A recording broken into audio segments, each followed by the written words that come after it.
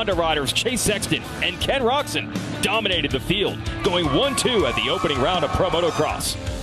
Former champions Eli Tomac and Ryan Dungey need to get on the podium to climb back in the title fight for round 2. The 50th anniversary season of Pro Motocross races into one of its most historic venues. Live motocross from Hangtown is next. We have moved from Southern to Northern California now for round 2 of the 2022 Lucas Oil Pro Motocross Championship, sanctioned by MRPRO Racing. It's the Carson City Motorsports Hangtown Classic. Hello, everyone, and welcome to your 450 motocross coverage here on MAV TV. Jason Wygant and the 6-time AMA National Motocross Champion, the Golden Boy, Brock Glover. Hangtown is a track that's been around for a long, long time. How do you see it shaping up today? Well, this is as good as I've ever seen this track prep. Mother Nature is completely cooperating. We've got overcast skies. Dirt looks magnificent. It's as loamy as I've ever seen this track, and the racing looks going to be fantastic. Now, last week, Honda dominated. Chase Sexton, Ken Roczen go 1-2. Brock, who do you think can challenge the Red Boys today? Well, we certainly need to see Eli Tomac kind of step up the pace a little bit more. He did look a lot better. I know they made some bike adjustments to his motorcycle, and it looks much better. And then, of course, you know, you have the other riders, too. Jason Anderson, who did not have the best ride. Rode very well last week, but he did not really have the best results. And he already qualified on top of the box today, so we're going to see him out there. And then, of course, Ryan Dungey and Antonio Caroli, a 9-time world champion, have picked up their pace, and I think both of them are going to ride themselves into shape. So we have a bunch of great racing ahead of us. So that's a lot of talent who are hoping to avoid what we saw last weekend, which was complete dominance by Honda. All 4 motos in both classes. They could not have scripted it better.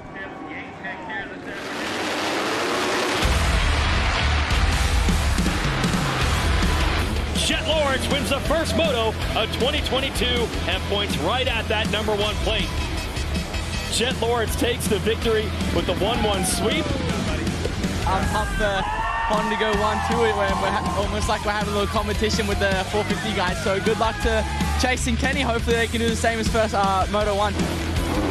What a way to start the season. A 1-1 sweep in round 1 for Chase Sexton. And Honda has done it. They've gone 1-2 in all 4 motos over both classes today. With Hunter and Jet going 1-2, you know, the factory Honda HRC Racing has done such a good job. Kenny and I were on, I feel like, another level, and it was awesome. The Honda team has put a lot of hard work in this offseason and this whole year. It was all Honda all the time, a 1-2 sweep in both classes, and led in the 450 class by Chase Sexton.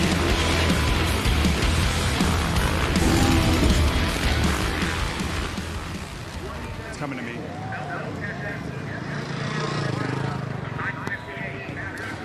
So Chase Sexton last week, as we know, was electric, right? The question becomes, was it just Fox Raceway that he's so great at, or has he turned the corner in the season? Now, if you look at the short 450 career that he's gone through, his average finish is 5.1. If you just look at Fox Raceway, though, it drops down to 2.3 with 2 of his 3 overall wins coming at Fox Raceway. The difference between 5.1 and 2.3 is where championships are won or lost. We're going to see today if Chase Sexton's really ready to take that next step. Oh, it is a big test. We have seen round 1 often not be an indicator of how it has gone. Last year, Dylan Ferrandis won round 1 and went on to win the title. Chase Sexton on the move early in 22.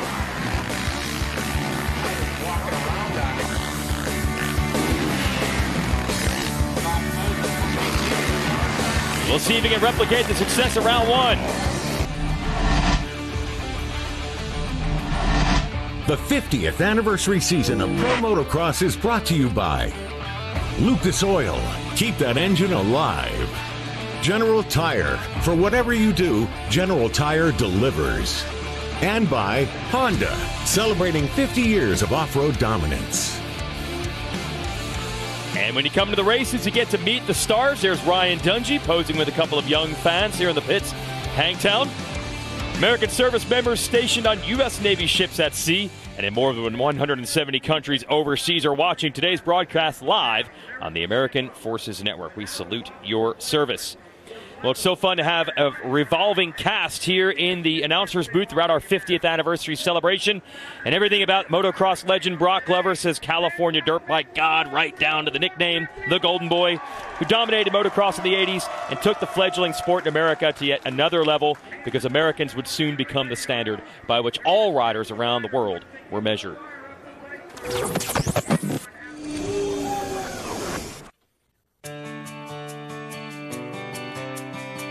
Brock Glover was so dominant during his time on the bike that he recorded 6 AMA National Motocross Championships, a record that stood for 20 years. The Golden Boy was motocross in the late 1970s and early 80s. Riding for factory Yamaha, he captured the 125 National Championship from 1977 through 79 and 500cc crowns in 81, 83, and 85. And his exploits on the track and his generosity off of it inspired the next great wave of American champions, like fellow Southern Californian Ricky Johnson. Brock was inducted into the Motorcycle Hall of Fame in 2000, and he can still be found at the track, working for Dunlop, where he works tirelessly to help mold the next generation of American motocross legends. That's our MX versus ATV Legends bio. Awesome to have you in the booth to get your knowledge. And the best part about working with you is you're in these trenches with Dunlop every weekend. So you're still living the sport every day. You've never given it up. You know, we were talking about that earlier. You asked how long I've been at Dunlop, and I started to use both my toes and my hands and I count them up, and I ran out of digits. And I ended up, it's my 21st season with Dunlop, and it's amazing because it's been longer than I ever raced. All right, that's a lifetime. Well done, sir. Let's give an update on this racetrack, courtesy of the MX versus ATV Legends track map. And this is what Hangtown's all about, Brock. It is. I mean, the Prairie City layout is just beautiful. Lots of room for spectators, good elevation changes, and easy in and out. It's just the perfect facility for motocross. Yeah, and it looks even better than ever today. The weather couldn't have been better, and that only helps the track prep that much more. There's so many ups and downs, the way this place is laid out in the valley. It also leaves some great spectator viewing as well. Yeah, there's 2 or 3...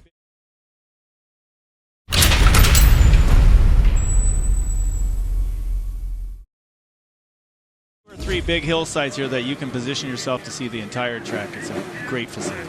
KTM keys to the Moto, Brock. What are the riders going to focus on here? A little redundant. Get a good start. I mean, we've seen the people who are getting the good starts are finishing up front. 450s, you got to have somebody non-Honda needs to be up front. I mean, obviously Eli Tomac, Jason Anderson have to step up, and they need to step up. Okay, that will be key, because they went 1-2 in both of the motos last week.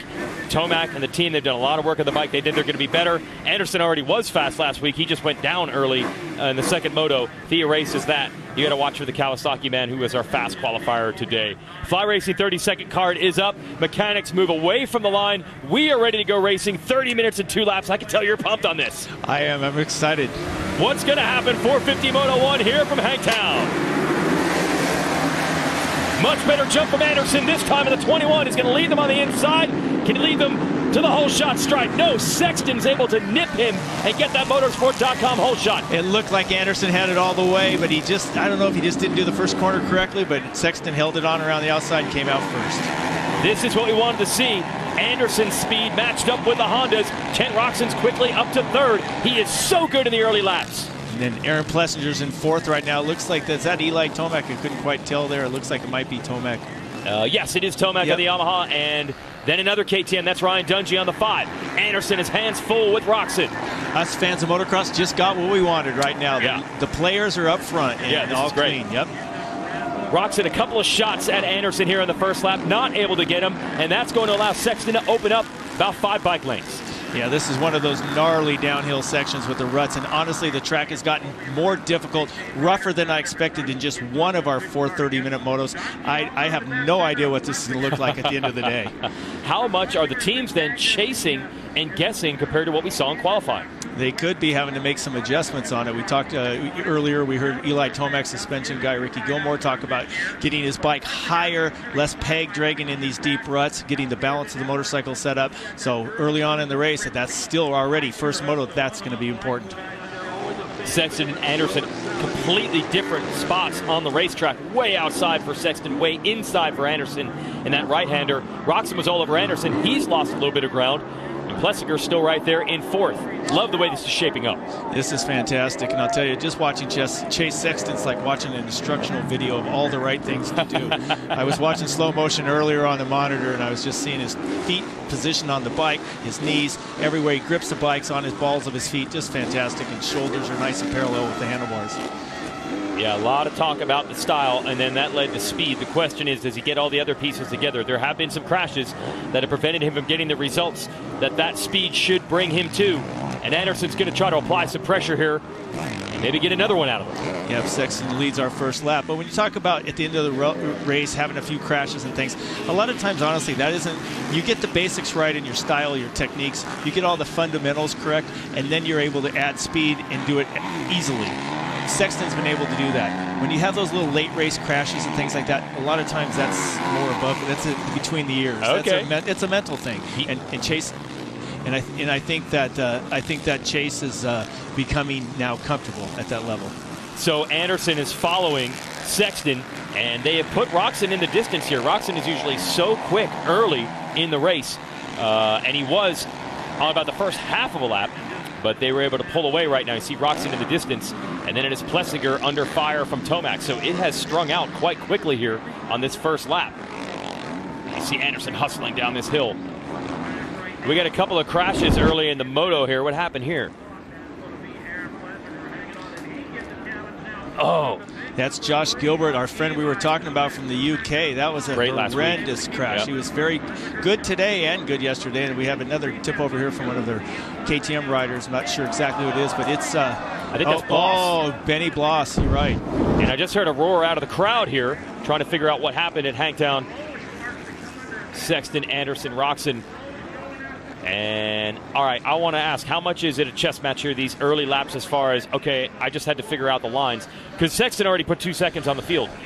Could that be just down to line choice alone? Can Anderson maybe figure this out? I think he can. I mean, Jason is a hard charger, as we've all seen even this year in Supercross. I mean, he can put it down when he needs to. But we talked about, if you said who are your fastest 2 riders, who are your picks? You're gonna pick the 23 and the 21. And Jason Anderson showed it in qualifying today. So these 2 right here are kind of our speedsters, and if they can keep it together for the whole race, these probably gonna be our top 2 people on the finishing line. All right, Roczen might have something to say about that. In third, Plessinger still holding off Tomac. Then it's Dungey, Craig. Oh, that's what it was. Plessinger went down, and we've got it now. You heard that roar from the crowd. Watch the number 7. That's awkward. Yeah, just back end broke through a loose berm. You can see how loose that berm is right there at the top, and the back end just broke through. And you know, when you're used to having that good clay hardcore rut that you can really slam into, and it just becomes loose pebbly dirt, and it just broke away, and his rear end came around. Okay, so that'll change things. Tomac moves up to 4th, Dungey up to 5th. And it's Craig. Shout out to Joey Savacci in 7th, first race of the year. He missed the opener, coming back from ACL surgery. Yep, walking through the lobby of my hotel this morning, and I saw Joey there, and I was like, hey, good to have you back. And he said, I'm glad to be back. So he looked great, qualified well, and he's already well in the top 10. And back on his old team, Monster Energy Kawasaki. He is filling in for the injured Adam Cianciarulo. Here is a battle right now, just like we had last week. Ryan Dungey against Christian Craig. Craig was on the podium last week, first motocross podium of his career, trying to ride that momentum today. Another rider with this, epic style, just perfected riding a motorcycle from a young age and just did it the right way. And then here's Ryan Dungey, number 5 in the number 5 spot again. So he seems to be comfortable right there, and if he can get his speed and get his conditioning, maybe 2 or 3 rounds into this thing, we're going to see him right up front. You probably know the story, Ryan Dungey. 3-time 450 national motocross champion, retired in 2017 and has come out of retirement and has not lost much from where he was, which in a high-end athletic sport like this, 5 years to come back like this? It's truly amazing what he's done, and talk about that, to be off the bike for 5 years and to step back. Some people are saying, well, the current guys haven't stepped up, but the truth of the matter is Ryan Dungey, if you look at him, he's fit. He never got out of shape. He didn't put on that freshman 10 or sophomore 20. He never put on those extra weights at the first few years of his retirement. He looked fit as ever. Send it down to Jason Thomas. Celebrating history here. We got another one of the legends, JT. So as we continue to celebrate 50 years of American Pro Motocross, I am here with the 1980 500 champ and also a hero of Team USA for Motocross of Nations, Chuck Sun. Chuck, tell us about your day. We're excited to have all of you here. It's just like a reunion of legends here today. Well, it's great to hear all the stories, and it's being from Washougal, we always wanted to come down to Hangtown and ride here. So it's great to be back here, and to see Corelli and Dungey back in action is a whole lot of fun. And I'm in particular, I like to see Anderson push Sexton. This track really rewards flow, and those two riders have a lot of flow going right now. It's like stair steps on the downhill. The track is really gnarly with the serpentine ruts, but it's awesome to be here. All right, good to have Chuck Sun. Yep, 1980 500 national champ, part of the first ever American team to win Motocross of Nations. Probably got some Chuck Sun stories. Oh, I do have a few. The old, he mentioned Washougal, the old Chuck Sun jump. Yeah, it was. I could have reached over and touched him on the shoulder when that whole thing was happening. Oh, okay. Yeah, as a matter of fact, I was making a pass on him when it happened. It was interesting in the 1981 500 championship. But you know, Chase Sexton right here pulling away a little bit earlier on, right here in this exact corner. We saw the riders taking the outside line. They put some water down on the inside. They didn't like it early on, and now it looks like they're back on that inside shortest distance, the preferred line, I'd call it. But yeah, Chase Sexton pulling away a little bit. He's got a 6-second lead almost on Jason Anderson here, which is honestly a big surprise to me, and I think probably you too. Yeah, after qualifying and how fast Anderson was last week, thought it might have been even up between him and Sexton, but Sexton has everyone covered, not just Anderson, but the entire field. Now this is what we call a yo-yo battle between Anderson and Roczen. It stretches out, it gets close. It stretches out, it gets close. About a half a lap ago, Roczen was right there in the rear wheel. He was, and then I'm surprised. I actually was thinking Eli Tomac would about to jump on the back fender of Ken Roczen and kind of come up to this battle, but hasn't quite been able to close that gap. He needs to work a little harder and get Ken Roczen closer. And then Dungey not too far, about 1.8. You see there off of Tomac. Then it's Craig, Savacci, Barsha. Tony Caroli is 9th, and Marchbanks, Club MX Yamaha, rounds out the top 10. Yeah, two different styles on that wall jump there. You know, Anderson, imagine that, airing it out, flying, jersey flapping, untucked, and then Ken Roczen taking the more conservative approach, putting it back on the ground, not taking as much shock. I mean, he's got some old injuries that he doesn't want to be flat landing on his arm and other parts of his body. All right, so different ways to do it. Nice little line on the inside there by Roczen. And we now see Christian Craig has made the move on Ryan Dungey for 5th. I'll show you this in a moment. Here it is. He's going to get inside here. Simple as that, Rob Brock. Yeah, it was just very smooth. You could see, obviously, on the brakes very, very hard as Christian's rear wheel came up. It actually, when it got in the air, it locked the brake temporarily, and he dropped right into the rut just perfectly and just executed that pass with high skill level, that's for sure. Okay, so that'll push Dungey back to 6th. Caroli has moved up to 7th. As we continue to watch this battle, Anderson versus Roczen for 2nd and 3rd.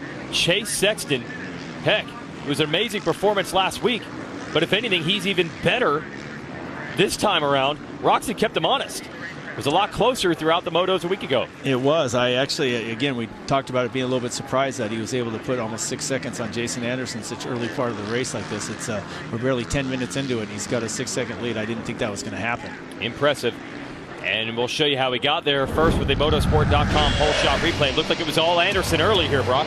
It did. Anderson had a great jump, but right here in the first corner, you see Chase goes around the outside, holds it on a little longer, comes out at the motosport hole shot line just ahead. But see right here, Anderson's there, and you see Chase just holds it on in just enough room. Good job by Anderson to not come into him and make that situation worse. If they had tangled, that would have been a problem. Anderson's probably like, look, man, I was down early last week. And you know what? Again, I mentioned it earlier, props to the track design and crew. They did pull that corner in. It looks a lot better than it did previous years. Yep, and pretty clean again, the field getting through that first turn. We had seen some first turn crashes for a while, but so far so good here in 2022. And that's the story for this man as well. Right out of Illinois, so much talk when you look at the style and how fast he can go in qualifying and even during the races. Some people said it was not a matter of if, it was a matter of when he was going to put it all together. We could be looking at when right now. He starts the year 3-0. When is now, for certain. I mean, he is just looks so good right now. Look at just how smooth he is on the bike.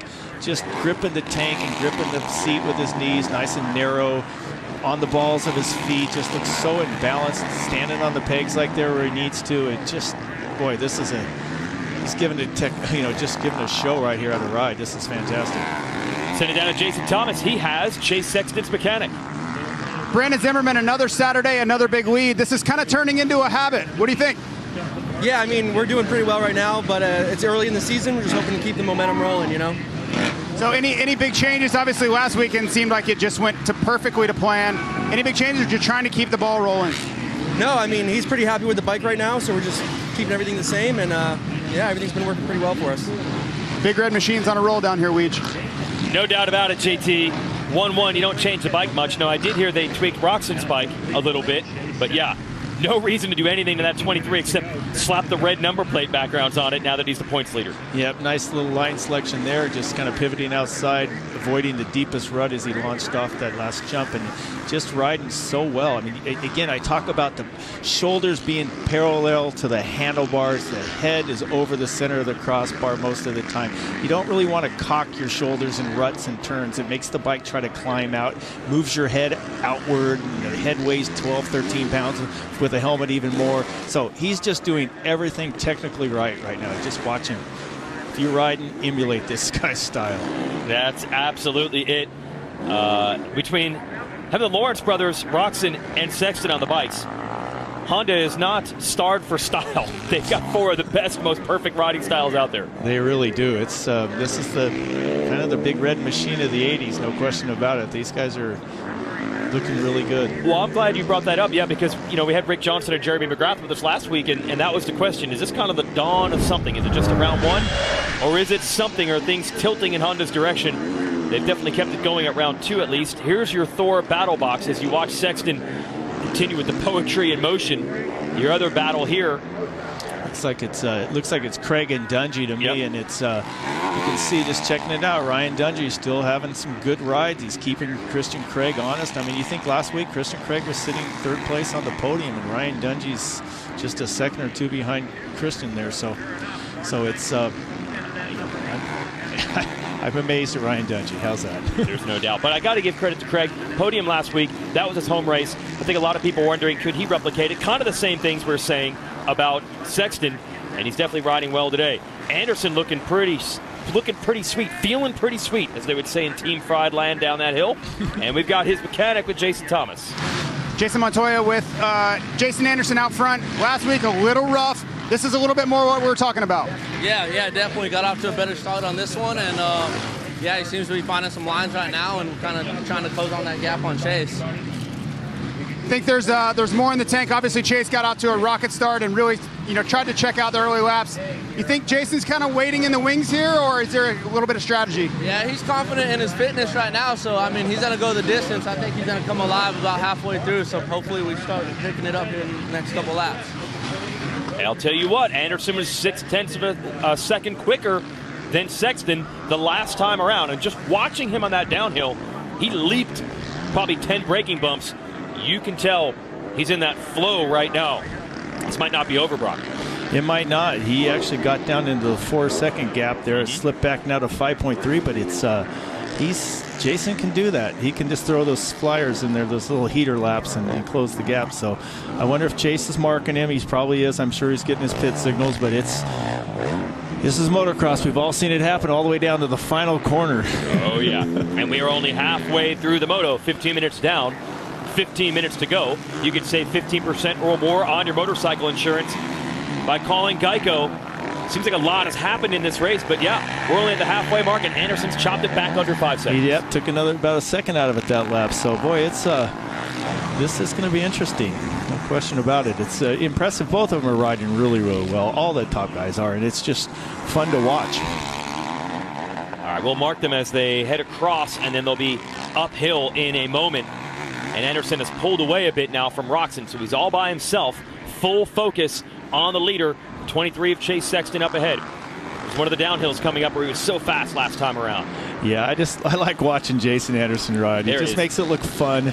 And to me, honestly, I grew up surfing. I practiced in the morning. I would surf in the afternoon almost as a therapy and training. And I always felt like the surfing in the seawater, it made me feel not sore the next day, and I recovered quickly. But when I watch Jason Anderson, I think to me, he's kind of like a guy shredding and surfing when he's riding. And I always, to me, I've always kind of just chuckled. I think it's the first person I've ever told that, but I always think he's the guy shredding on a surfboard. Yeah, shredding. He uses all kinds of terms like that. Yep. Shredding, ripping, you name it.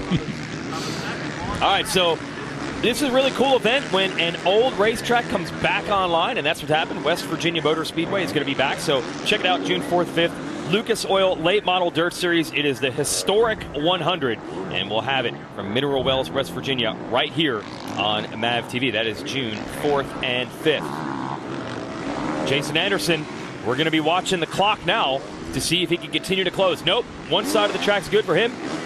One side of the track is good for Sexton. Sexton got the time back. Isn't that interesting how that happens? I mean, Jason seems to be faster on the other side of the track. He closes it back within 4.5, and then here he is. He loses a half a second on this side to Chase Sexton. So I don't know. Maybe they'll go back and look at some video, or just figure out what it is that he's losing time to. Because if he can put it together, then he can close the gap.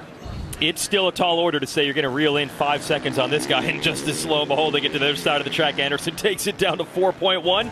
There's still time for Anderson to make a move, but the way Sexton's riding, it's going to be a tall order. We'll be in for the stretch run here at Hangtown. Chase Sexton once again leading the way. All right, we watch the clock again. 4.1 seconds of gap. It's about as close as Anderson has been besides the early laps of the race.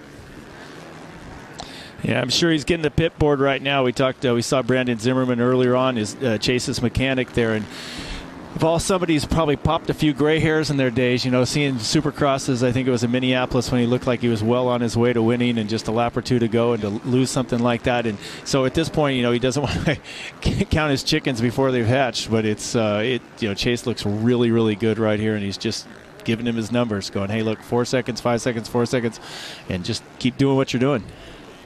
On the flip side, I've got to imagine Anderson is thinking, if I can just keep applying a little pressure, maybe that ups my odds a little bit. Yeah, it's a great analogy there on that, because if I push the pressure, Chase, you can't deny the fact that he's had a couple of cases where he's I don't call it folding, but just maybe a lapse of concentration or whatever it may be. But while leading, when you fall down and lose the race, you gotta call it out. Yeah, the other guys take notes on that. It was Anderson who was actually the benefactor or beneficiary when that happened. So this will be an interesting final 10 minutes. Anderson is motivated for sure. Doesn't want to let him get the 3 straight Moto wins to begin the year. I just love watching him coming down right there. We had a great camera shot. Chase just downshifted midair there, and it's just, to me, it's like, wait, why are you downshifting? But the 4-stroke just rides a little different than the old 2-strokes. He came out at a higher gear and just was able to torque it down there, and then when he hit the jump, he wanted to get ready for the next corner, so he downshifted midair, and then he was ready to go.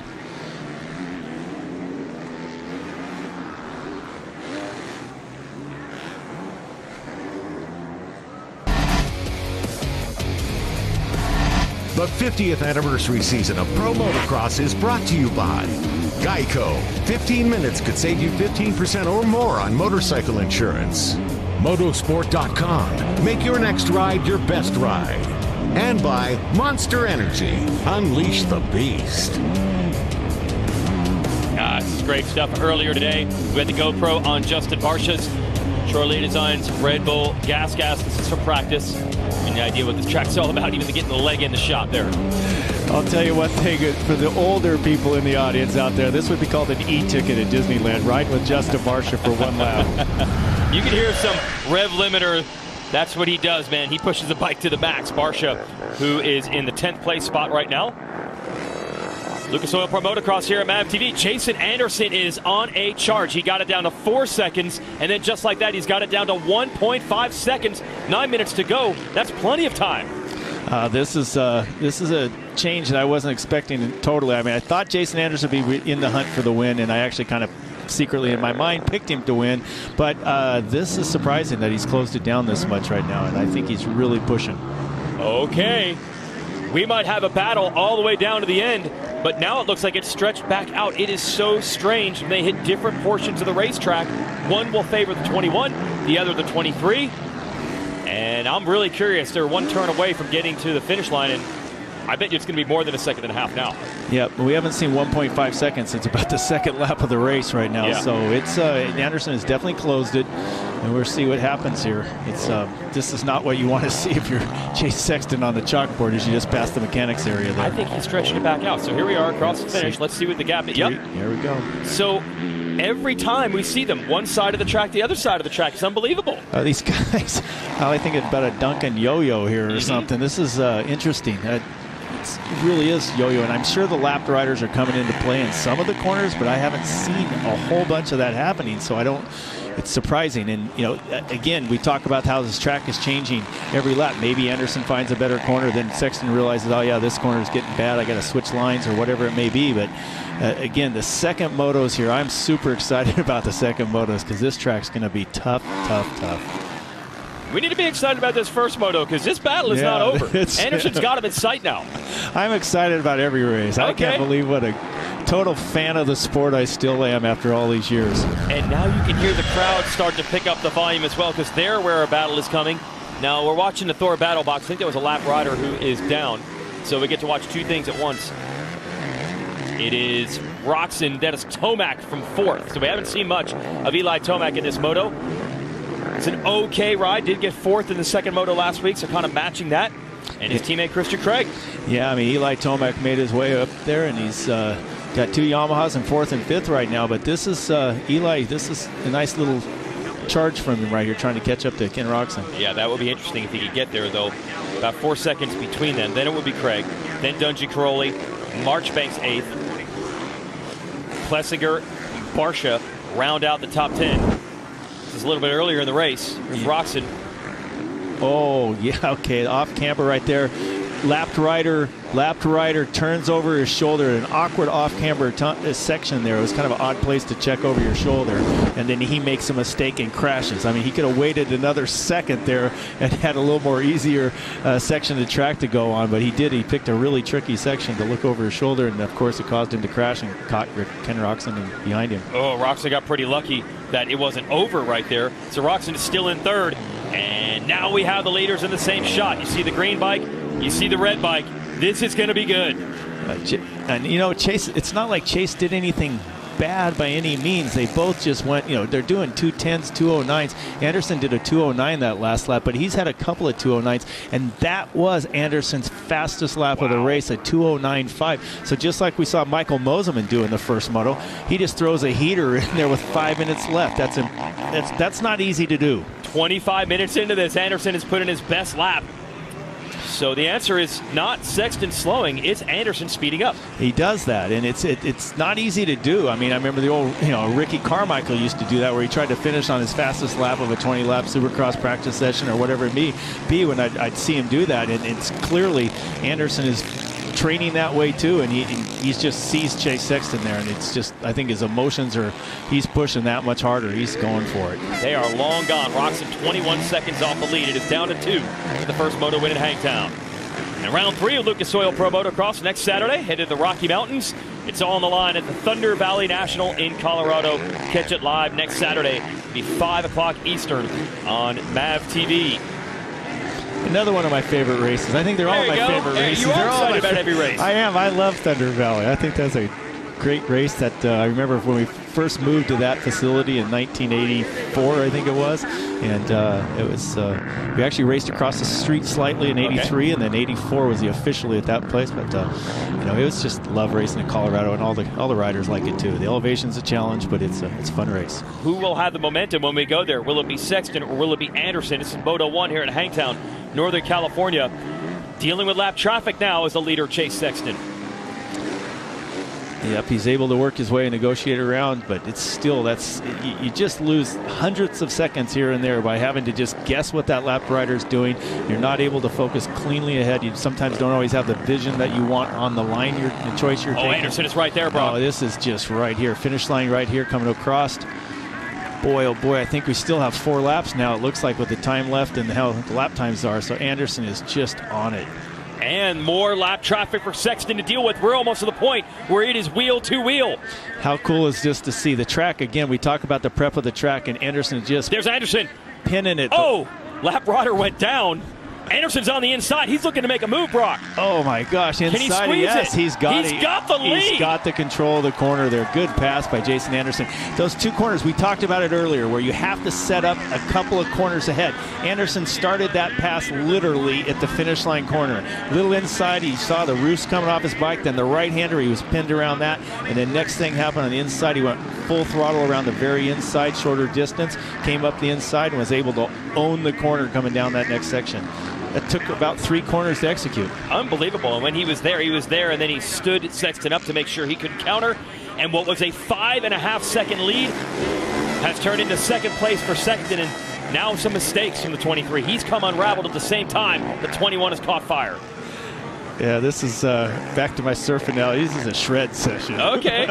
He's just ripping it. You can just see it. It's just, look at that. So much lap traffic getting around Benny Bloss here. Who went down earlier, yep. And he's see what's happening. I mean, Anderson, they both had to, you know what, Chase and Jason have both had to negotiate their way through a bunch of lap riders. But you can see right here on our replay where the lapper gets right in the middle of that. Didn't help Chase too much there, but boy, they did touch it, looked like to me, huh? Okay, maybe, yeah, a little bit of contact as he exited the corner. That might have helped Anderson here. Yep. Set up the pass from that moment on. Well, it certainly made Chase, double guess what he was doing with that lapped rider, and he did. Anytime you come in contact with another rider, especially a lapped rider, it would have affected a little bit. I'm not sure it would have held the pass back, but it was, had some effect. Unreal charge from Jason Anderson, who has 3 moto wins to his career in the Lucas Oil Pro Motocross, but has never won an overall. So this is stage 1. Get another of those moto wins, and then maybe today's the day he gets the overall for the first time. It's one of the wildest stats you'll find in this sport. Anderson is a Supercross champ. He's been very good outdoors for a long time. Has never won one of these races at the end of the day. Didn't he win 7 this year, Supercrosses? Yes. He won 7 Supercrosses this year, and he's never won an outdoor national. That makes, Jeremy McGrath was a little lopsided in his career, but the year he did really focus on outdoors, he did win the championship, and he had the talent. He just was so phenomenal in Supercross. But Jason, to me, I think he's a fairly balanced rider. His skills indoors and out, again, I talk about the Motocross of Nations in Major Italy when he just showed up on Team America and shows up on Husqvarna, grabs the lead right away early in the moto, and he just dominated. And I think the Italian crowd and the European crowd was like, we know who Anderson is, but was he really this good? This good, yeah. And he was fantastic. And unfortunately, at crossing the finish line, a lapped rider jumped on top of him, and that was the end of his day. Yeah, that was a rough one. That could have been a shiny moment. But the point is that he has had the speed to win motocross races before. How about Sexton? He's trying to weather the storm and hang in there. Yeah, Sexton's not going to give up. Trust me, I know him better than that. He's going to continue on. He's had a lot of good practice and training to go the distance. He's not just fading from conditioning here. Jason Anderson just picked up the pace, found a couple of better lines, and that's why he dropped his lap time. You don't lay your fastest lap down, at 5 minutes to go in the moto. And speaking of 5 minutes to go in the moto, we're right now just officially running out of the 30-minute mark. And so now as soon as we come to pass the finish line here, we're going to see the 2-lap board. Battle for third is on. Eli Tomac's journey is not over. He has been inching up on Ken Roczen. So Roczen lost a little bit of time when a lap rider crashed around him. So we're going to have a classic Roczen-Tomac duel down the stretch, 3rd and 4th. Well, he's going to have to lay it down fast because he's only got 2 laps to gain that gap. Right now, it's just under 3 seconds, and Eli's certainly capable of it. It only takes one little mistake by Roczen. He could be all over him here. And we'll see what happens here. Totally different lines. Ken going for the smooth, non-rutted line. Eli going for the shortest distance, even if he has to battle into that rut. Oh, Roczen's so smooth in that corner right there. He's certainly searching some outside lines that are not rutted. Interesting choice. It's a long ways around when you take the outside, but Eli's as good as any rider for the inside rut. And Sexton has caught Anderson again. Yep. This is going to be great. Well, I feel good about saying he's not going to give up easy because I think that is the case right here. Anderson just did a couple of heaters there, and he closed it in on a caught Chase maybe off guard, and maybe Chase was able to see what maybe a different line that Anderson had or somewhere that he was gaining on him. And at this point right now, could have easily adopted those same lines and able to close it back in. It's the battle of wills, the early season momentum. Who's going to grab it? Sexton certainly had it coming in. Anderson wasn't a factor last week, never got to battle him because of the bad starts. The 21 is trying to show that he can get it done. Oh, they are sending it now with a lap and a half to go. Hey, there's no rules. Can I stand up in here and watch this? I guess exciting. We're getting pumped. Okay. I'm down, absolutely. This is exciting. Watching. We're supposed to sit down in our chair and watch this. I don't know. I got to stand up here. No, I'm fine. This is, you pay for the whole seat. You're only going to use the edge of it or none. And I guarantee the fans here at Hangtown feel the same way. White flag's about to come out, and we've got two riders duking it out for the lead. This is fantastic racing. I just love it right here. So this is it. Yep. There are so many lines out here. I feel like if Sexton could get there, he could make this pass. He very well could with the old fly 150 there, the big jump here. This is the new section, the big step up. I call it the elevator. I don't know what to call it. What do you call that jump there? You might have just coined it, Yeah, sir. the elevator shot, sky shot. But look how fast, the real traditional. I love the old oak tree up there. That's Hangtown in a nutshell. Coming down here, this is where they had the old half pipe way back when. This track has so much tradition. And the crowd coming to life. Going to be white flag now. Into the wall jump right past the mechanics area. And then both of those mechanics are just, each one of them wants their rider to win so bad. They are definitely vested in these riders. There it is, white flag, 1 lap to go. Anderson versus Sexton. Saw a lot of duels between them in Supercross. We're bringing it here to the outdoors. Less than half a second, and you just see them both. It's so fun watching these 450 shooting the big roost in every corner. Again, track's loamy and great condition. Lots of line choices. This is where Sexton got passed by Anderson. He's going to try to use the outside to repass him. Not quite enough there. Yeah, Sexton used that outside line this time, carried more speed and used it to an advantage as opposed to earlier. He actually got right past there. Look at this. Okay, so now they've got to deal with lap traffic and each other at the same time.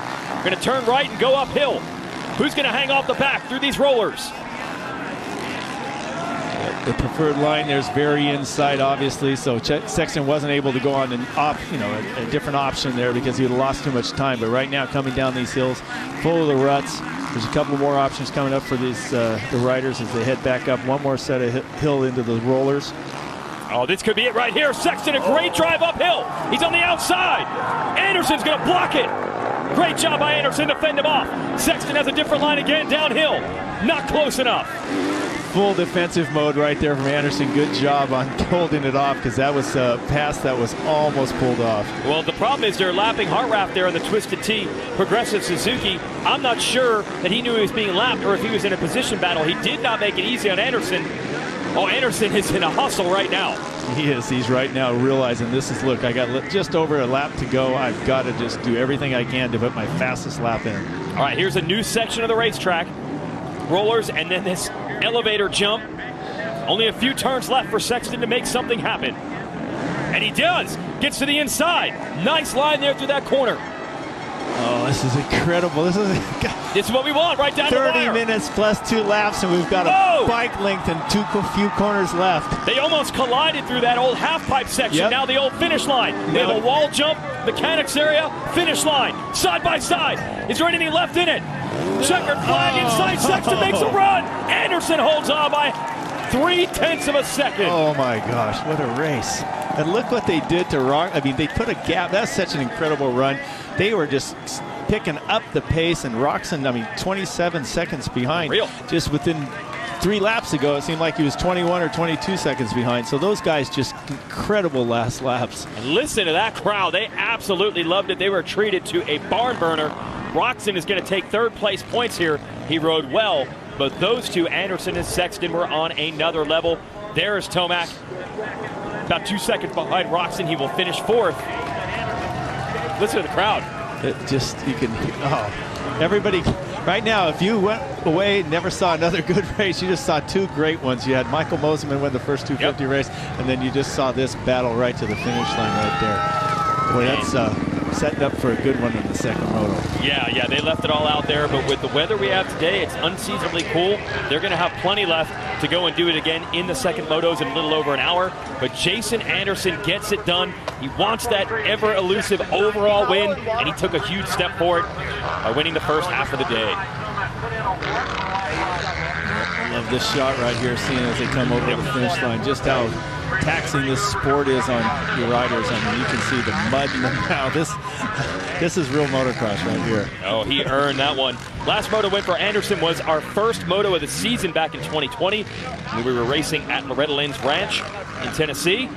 And the recovery already begins for Anderson. We'll have him up at the podium with Jason Thomas in just a few moments.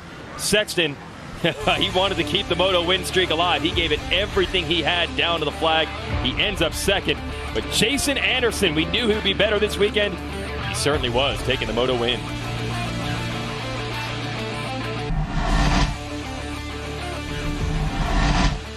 The 50th anniversary season of Pro Motocross is brought to you by Optima Batteries, the ultimate power source. Honda, celebrating 50 years of off-road dominance. And by Lucas Oil, keep that engine alive. Welcome back to Hangtown, where this crowd has been treated to a fantastic battle. That's why we call it the Hangtown Classic. That was an instant classic there in Jason Anderson and Chase Sexton, Jason Wygant, and Brock Glover will take you through our Lucas Oil race recap. We thought Anderson would have the whole shot here on the inside of the green 21. Just gets edged out by Sexton, and how about it, Brock? They were about that close at the finish, too. They were, absolutely. And you saw Jason Anderson. Now I see what happened. He had a little bit of a kick going into the first corner and kind of had to shut off before he got back on the gas. Allowed Chase Sexton. But this here, Josh Gilbert from the United Kingdom came over and just bad, terrible crash on one of the steepest downhill. Aaron Plessinger lost the back end. He was running fourth early in that race, so unfortunate for him, he would end up finishing in ninth. Okay, watch this.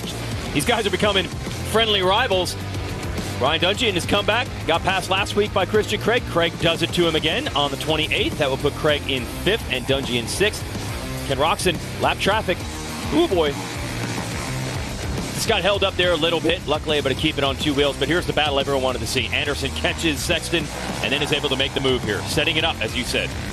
Yep, right here he comes in this corner right here. Chase is a little bit worried about the lap rider. Obviously they contact and go down. Allows Anderson to scoot up the inside, and once he's alongside of him, he's controlling the corner all the way down into a double left-hand corner, and he owns the corner. He's got the pass. Thought it might have been over if he had taken 5 seconds down to 0, but Sexton came right back. Anderson stands him up in this corner. Sexton gets back underneath. This was such good stuff. Finish line's in sight here, Brock. This was just, like you said, a Hangtown Classic all over again. And we were all treated to it, not just the fans, you and I too. It's amazing. I think the riders probably liked it too. We'll send it down to the podium. Jason Thomas has our moto winner, Jason Anderson. Jason Anderson, we know you've been chasing that elusive win. You're halfway there. Now my question for you is about halfway through, you're about 5 or 6 seconds back. Chase Sexton looked pretty comfortable out front, but you were able to reel that in. Were you a little bit worried, or was that the strategy the whole time? No, not at all. I just want to get the whole shot and run away and make life easy on myself. But right now I'm still learning and trying to get better and better as these motos go on. And luckily I was able to put myself in a position with a good start. But yeah, for me, my goal is just to be relentless. Wherever that puts me, I'm just going to keep trying. And that time it was a win, but we'll see what it comes out next moto. But I just need to keep learning. I haven't done outdoors in a minute, so it's all kind of shake the cobwebs off. So let's go. Thanks to Kawasaki, Monster Energy, Alpine Star, Aero, Scott Goggles, and let's go. All right, let's go and show you the results from this moto. Sexton ends up a close second. It was .39 at the finish line. Roxon third, just holding off Tomac. Craig, as you saw, won that battle with Dungey. Tony Carolla, the 9-time world champ, finishes up in 7th. Joey Savacci, in his return to racing from a torn ACL, finishes 11th, just ahead of Shane McElrath. There is 20 through 30, and the entire field there. Josh Gilbert at that big crash, he ends up 40th. Back to the box. Chase Sexton, really strong moto. know you had to be frustrated coming up second, but they're great start. I mean, that's a 1-1-2 to start the season. There's a lot of positives you can still take from it. For sure. I mean, that was a really good moto besides for maybe 3 laps there. Whether it was lappers or me making a mistake, I just got sucked up by Jason, and he was riding really well. I knew he was going to be good at the end. He always is, and I was just trying to manage. Obviously, he got me, but I put a really good battle in at the end. I felt like I had some good speed still, and feeling good for that second moto. My fitness has been really good so far, so just trying to get to that fight and battle every moto. All right, there it is, Sexton. Maybe we'll have a rematch coming up a little bit later. He does look like he looks like he just did about a 5-minute qualifier. That's right. He doesn't look too tired. Our upcoming schedule will be at Thunder Valley in Colorado next week. We'll have coverage on MAV TV and also NBC. High Point in Pennsylvania, Redbud, Michigan, Southwick in Massachusetts. And then the rest of July will be rounded up by Minnesota and Washougal, Washington. Then it's Unadilla, New York, Budds Creek, Ironman, and back to California for our finale September 3rd. Let's send it back to Jason Thomas on the podium. Ken Roczen, third place, first moto. Good start. Lost a toe a little bit from the first two. Were you kind of in conservation mode once they get out front, or just save a little bit for second moto, or were you kind of pushing the whole way?